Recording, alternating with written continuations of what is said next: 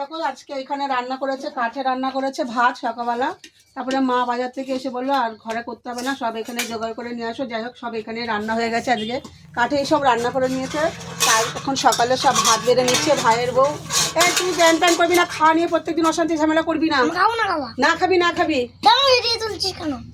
আচ্ছা, এই যে মা সব রান্না করে নিয়েছে। তোমার কি রান্না করেছে বলো? এইটা ফুলকপি, শিম, আলু, বেগুন, মানে সবকিছু দিয়ে একটা সর্ষে পোস্ত দিয়ে এটা রান্না করেছে। বেগুন, আলু, শিম, ফুলকপি দিয়ে। শীতের দিনে এরকম তরকারি সবার ভালোই লাগে খেতে। আর এখানে করেছে ধনেপাতা দিয়ে, লাউ দিয়ে আর বড়ি দিয়ে।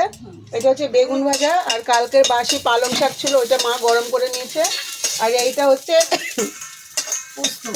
পোস্ত বেটেছে, তার সাথে সর্ষের তেল আর কাঁচা লঙ্কা নুন দিয়ে রেখেছে। কাঁচা লঙ্কা দিয়ে এটাকে মাখবে।